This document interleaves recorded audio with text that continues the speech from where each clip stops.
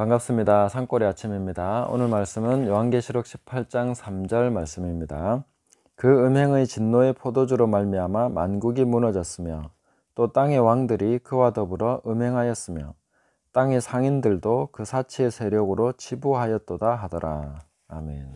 지난 시간에는 우리가 내 백성아 거기서 나오라, 거기가 어딘가 하는 것을 살펴보았습니다. 오늘은 내 백성이 거기서 나오지 못하는 이유는 무엇인가 하는 것을 살펴보려고 합니다. 오늘 읽은 3절 말씀에 보시면 세 종류의 사람이 나옵니다.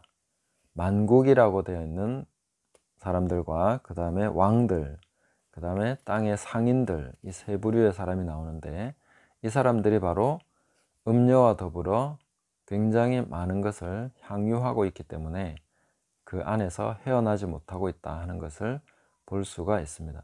이 사람들이 어떤 사람인가 하는 것을 함께 보면 우리가 왜 나오지 못하는가 하는 것도 알 수 있으리라 믿습니다. 자, 그래서 첫 번째로 만국이 무너졌다 했는데, 이 만국이라는 단어는 이방인 또 종족들 이렇게 쓰일 수 있는 단어입니다. 그래서 어떤 백성들, 사람들을 일컫는 말인데, 그냥 많은 사람들, 평범한 백성의 무리들 이렇게 볼 수도 있겠습니다. 그래서 이 사람들이 어떤 사람들인가 하면 그 음행의 진노의 포도주로 말미암아 만국이 무너졌으며 이렇게 말했습니다. 자, 여기서 좀 그 번역이 상당히 잘못되었다 하는 것을 살펴봐야 될 것 같습니다. 왜냐하면 여기 진노의 포도주, 그 다음에 무너졌으며 이 말은 그냥 마셨다 하는 뜻입니다. 그 위에 2절에 천사가 무너졌도다 하는 그 단어하고 완전 다른 단어입니다. 그래서 무너졌도다 하는 거하고 여기 또 무너졌다 하면 한글로 읽으면 똑같은 말이 되어버리는데, 3절에서는 그냥 마셨다, 취했다 이런 뜻으로 쓰이는 단어입니다. 완전 다른 단어입니다. 그리고 진노의 포도주라고 했을 때도 이 진노의 포도주 하면 하나님께서 마시게 하는 포도주죠. 그렇게 이해해버리면 상당히 뭔가 이해하기가 어려운 그런 본문이 말씀이 돼버리는데, 그래서 제가 한번 그 킹제임스 버전으로 한번 읽어봤는데, 킹제임스는 이렇게 되어 있습니다. 모든 나라가 그녀의 음행으로 인한 진노의 포도주로 취한 까닭에, 여기서 이제 취했다는 말은 바르게 번역을 했는데, 이 진노의 포도주라는 것도 좀 다르게 번역했으면 좋겠다 싶습니다. 이게 진노라는 말은 헬라어로 디모스, 이것은 이제 아주 격정, 진노, 격분 이런 뜻으로 쓰일 수 있는 말인데, 이 뜻들 중에 격정이라는 말을 선택하는 것이 훨씬 더 문맥에 맞다고 생각합니다. 그렇게 읽어보면 이렇습니다. 그 음행의 격정의 포도주로 말미암아 백성들이 취했으며, 이렇게 볼 수 있는 것입니다. 그러니까 그 음녀가 주는 격정적인 아주 그 강렬한 포도주, 그것으로 말미암아 취해 있다 하는 것입니다.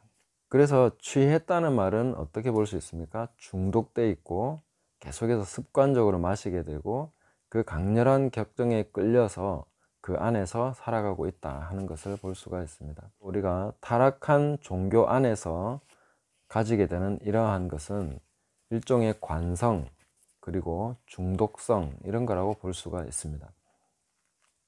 많은 평범한 종교인들, 또 신앙생활을 한다고 하는 분들이 이런 중독이 되어 있는 경우들이 많다 하는 것입니다. 그가 주는 그냥 안정감, 그 안에서 소속감, 이런 것에 중독되어 있고 계속해서 행하는 종교적인 행위를 자기의 신앙으로 착각하고 있는, 이런 식으로 살아가고 있기 때문에 그 안에서 나오지 못한다 하는 것입니다.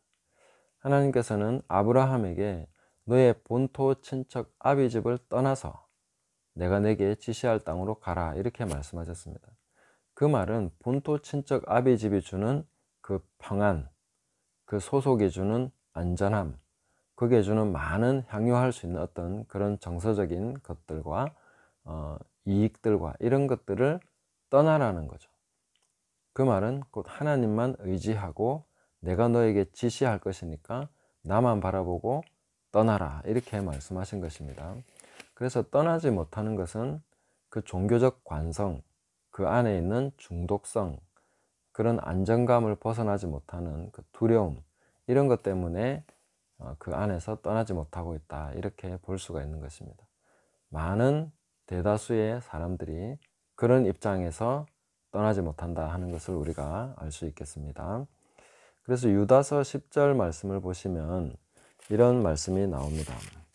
이 사람들은 무엇이든지 그 알지 못하는 것을 비방하는도다. 또 그들은 이성 없는 짐승같이 본능으로 아는 그것으로 멸망하느니라.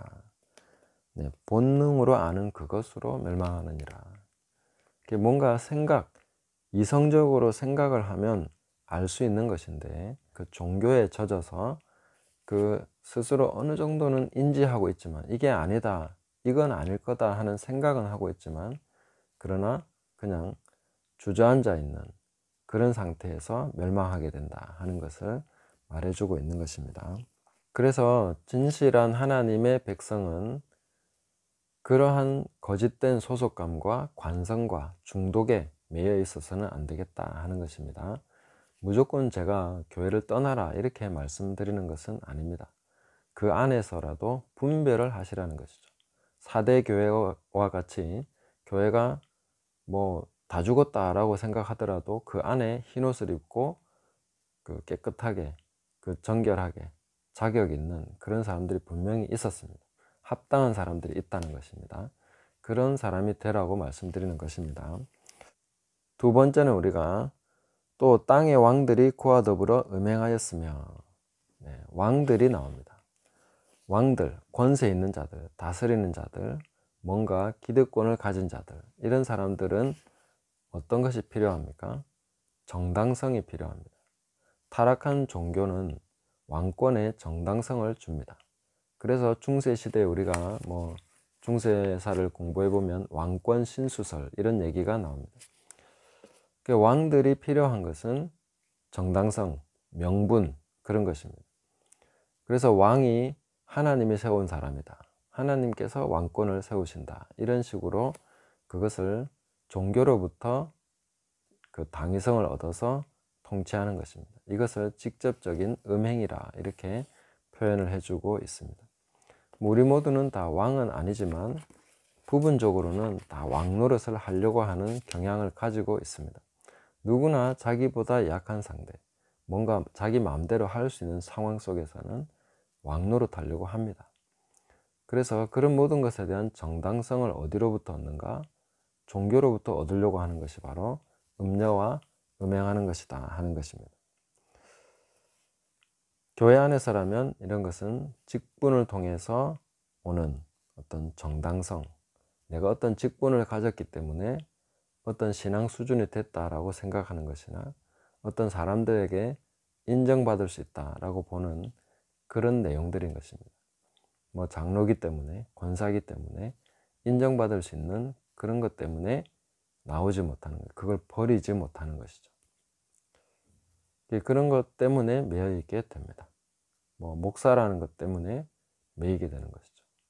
그런 것도 다 버릴 수 있어야 된다 하는 것입니다. 그리고 타락한 종교는 이런 직분을 가지고 사람을 조종하려고 하는 것이죠. 직분을 줌으로써 오히려 그 사람을 묶어두고 떠나지 못하게 하는 이런 것을 볼 수가 있습니다. 교회들마다 좀 그런 일들을 하는 경향이 있었습니다. 제가 본 교회들이 대부분 좀 그런 경향이 있더라고요. 또 안수집사 투표해가지고 떨어지면 교회를 떠난다든지 이런 식으로 가는데, 그런 행태들이 모두가 다 이런 부류에 들어가게 됩니다. 다 회개해야 될 내용들이죠. 그런 거 직분 얻자고 신앙생활 하는 거 아닌데, 예수님 믿는 거 아닌데, 하나님 섬기는 거 아닌데, 그런 것에 의해서 좌우된다는 자체가 아직도 이 음녀의 영향 안에 있다 하는 것을 우리가 스스로 진단해 볼 수 있다 하는 것입니다. 우리는 그런 것이 아무것도 아니라는 것을 확실하게 깨달아야 되겠습니다. 먼지 털어버리듯이 털어버려야 되는 것이 바로 그런 것입니다. 그리고 저희 같은 또 목회자들은 직분을 가지고 사람을 조종하려고 하는 그런 어떠한 시도도 하지 말아야 될 것입니다. 그런 식으로 내가 원하는 뭔가를 하게 만드는 것도 하지 말아야 됩니다. 사람은 하나님이 세우시는 것을 우리가 분명히 봐야 되고, 하나님이 세우실 때까지 기다려야 되고, 하나님이 하시는 일을 보면서 하나씩 하나씩 그 사람을 세워나가야 되겠다 하는 것입니다. 종교가 타락해서 계속 가다 보면 결국 면죄부까지 나오는 것입니다. 지금 이 시대에도 면죄부가 없다고 생각하십니까? 면죄부 비슷한 것들이 많이 발행되고 있다고 저는 봅니다. 하나님 앞에 회개해야 될 것을 다른 것으로 무마시켜 버리는, 철저하게 돌이키고 버려야 될 것을 다른 식으로 무마시켜 나가는 것이 전부 다 면죄부에 속하는 것입니다. 그런 모든 것을 우리가 철저하게 경계하고 두려워해야 됩니다. 그래서 우리가 하나님 앞에서 이 왕들이 음녀와 더불어 음행하면서 거기에서 벗어나지 못했다, 거기에서 나오지 못했다 하는 것을 알 수 있습니다. 세 번째로는 상인들입니다. 땅의 상인들이 뭐 했습니까? 땅의 상인들도 그 사치의 세력으로 치부하였도다, 이렇게 말하고 있습니다. 그 사치의 세력, 이 사치라는 것이 호색, 향락 이런 뜻의 단어인데, 풀이된 뜻은 이렇습니다. 폭발하기를 갈망하는 넘치는 힘, 지나친 힘, 이렇게 됩니다. 그래서 막 임계점에 도달하는 어떤 그런 강력한 힘을 얘기하고 있습니다. 곧 폭발할 것 같은 그런 이글이글하는 힘입니다. 거기에다가 또다시 디나미스라는 단어까지 붙었습니다. 그러니까 뭐 강렬한 열망, 욕구 이런 것들이죠. 그 강렬한 욕망과 욕구가 있는 곳에 돈이 있습니다. 이익이 있습니다. 사람들의 욕구를 채워주면서 뭔가 이익을 취할 수 있는 거죠.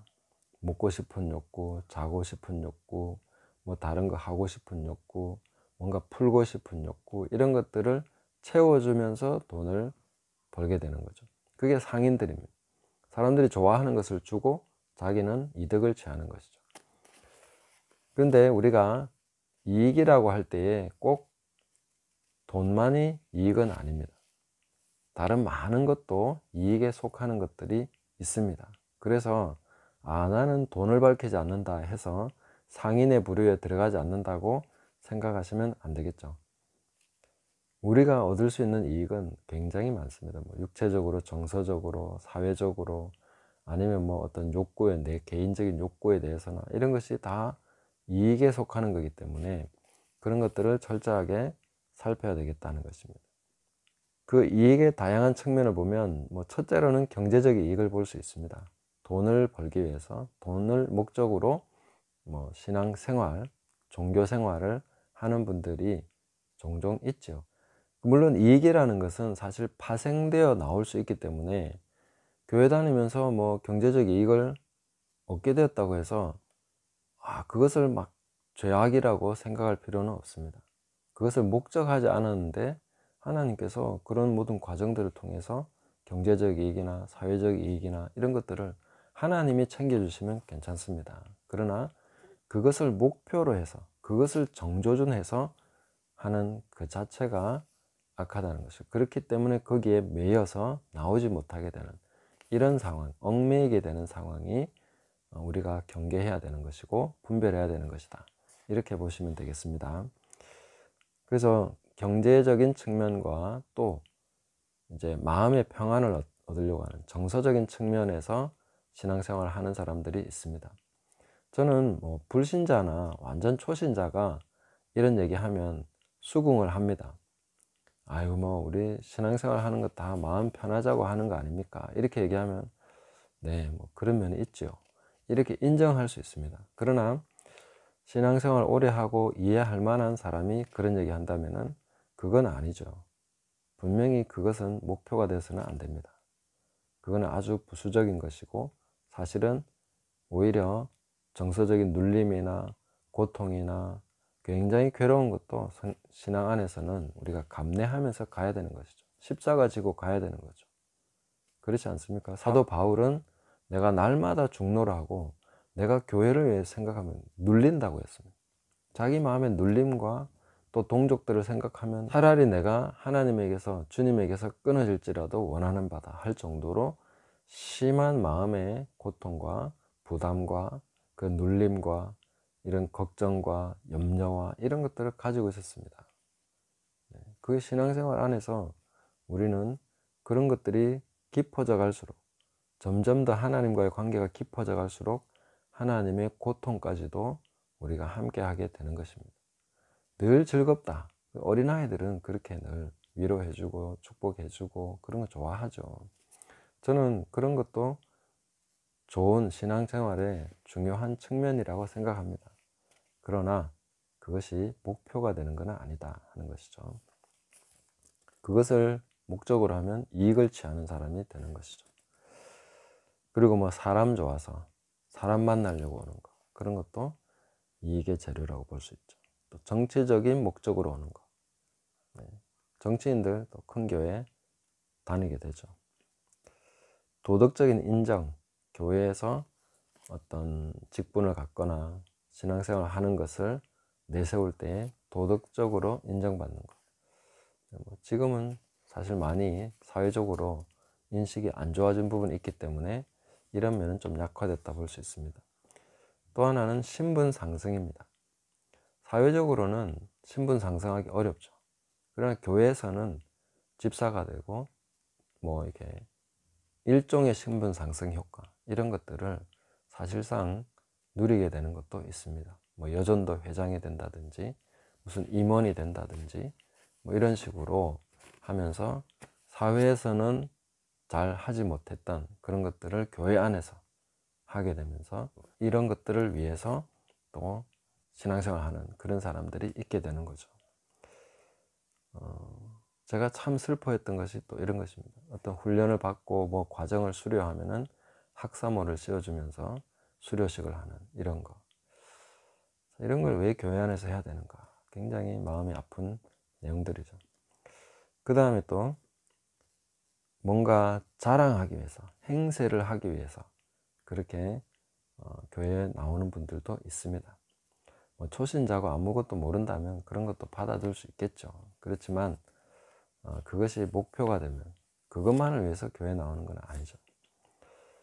또 하나는 어떤 지배 욕구를 충족하기 위해서 이제 임원이 되고 뭔가 다른 사람에게 행세할 수 있고 헌금을 많이 하고 큰 소리 치고 이런 것 때문에 이제 신앙생활을 하게 되는 그런 경우도 있습니다. 디모데전서 6장 5절에 보시면 경건을 이익의 재료로 생각하는 사람들에게 다툼이 일어난다 이렇게 말씀하고 있습니다. 경건을 이익의 재료로 만들어 버릴 때 거기에 다툼이 일어나고 그 안에서 고통이 일어나고 되는 그렇게 된다는 것이죠. 디모데전서 6장 이 말씀은 조금 더 우리가 살펴볼 필요가 있다 싶습니다. 그래서 3절에서 5절까지 한번 읽어 드리겠습니다. 누구든지 다른 교훈을 하며 바른 말 곧 우리 주 예수 그리스도의 말씀과 경건에 관한 교훈을 따르지 아니하면 그는 교만하여 아무것도 알지 못하고 변론과 언쟁을 좋아하는 자니 이로써 투기와 분쟁과 비방과 악한 생각이 나며 마음이 부패하여지고 진리를 잃어버려 경건을 이익의 방도로 생각하는 자들의 다툼이 일어나느니라 이렇게 말씀했습니다. 그래서 왜 그렇게 빗나갔는가 보면 누구든지 다른 교훈을 하며 바른 말 곧 우리 주 예수 그리스도의 말씀과 경건에 관한 교훈을 따르지 아니하면 주님의 말씀과 경건에 관한 교훈입니다. 이 두 가지는 주님의 말씀하면 항상 산상수훈을 떠올리시면 됩니다. 물론 다른 말씀도 다 주님 말씀이지만 제일 중심되는 가르침은 산상수훈입니다. 산상수훈과 또 경건에 관한 교훈은 경건은 예수 그리스도를 바라보는 것입니다. 예수 그리스도의 십자가를 바라보고 그분이 붙잡으시고 그분이 걸어간 그 길을 우리도 따라가는 것입니다. 그것이 경건입니다. 간단하게 말하면 그렇습니다. 그래서 여기에 분명하게 마음을 붙이고 나가지 않는다면 그때에 틀어지게 되고 또 이익을 쫓아서 가게 된다는 것입니다. 상인이 되어버린다는 것이죠. 그래서 이런 사람들은 거기서 나오지 못합니다. 세 종류의 사람들, 중독과 관성에 젖어서 신앙생활하는 분들, 다수에 의해 소속된 안정감, 이런 것을 거기서 벗어나지 못하는, 두려움에서 빠져나오지 못하는 분들, 그 다음에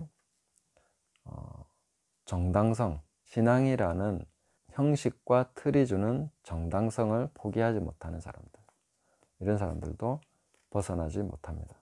그리고 경건이 주는 이익을 포기하지 못하는 사람들, 이런 사람들도 벗어나지 못하는 것이죠. 그래서 내 백성아 거기서 나오라 이렇게 말했는데 거기서 나오지 못하는 세 부류의 사람들을 살펴봤습니다. 이것은 우리가 이런 사람들을 정죄하자 이런 것이 아닙니다. 우리 자신이, 나 자신이 그렇지 아니한가 하는 것을 항상 살펴야 됩니다. 성경을 보면서 우리는 다른 사람을 보면 안 됩니다. 항상 자기를 봐야 됩니다. 우리는 사울과 다윗의 이야기를 읽으면 항상 자기를 다윗이라고 생각하죠. 다윗인데 뭔가 좀 부족하다 이렇게 생각하죠. 그러나 사울에다가 자신을 놓아야 됩니다. 먼저 사울에 대해서 검증을 하고 내가 사울이라는 것을 깨달아야 다윗이 될 수 있는 것입니다. 그렇게 우리가 계속 말씀을 봐야 됩니다. 그리고 이 말씀 제가 세 부류의 사람을 말씀드렸는데 내가 세 부류의 사람이구나 하는 것을 깨달아야 그 다음에 다른 거기에 매여 있는 분들을 위해서 기도할 수 있고 그분들을 위해서 뭔가 도움이 되는 것을 할 수가 있습니다. 예수님 말씀 그대로입니다.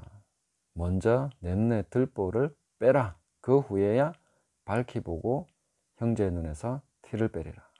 그래서 오늘 이 세 부류의 사람들을 살펴보고 내 눈에 들보를 빼고 그 다음에 우리가 형제들을 위해서 기도하고 그들의 티를 빼줄 수 있는 그런 사람이 되시기를 예수님의 이름으로 축복합니다. 감사합니다.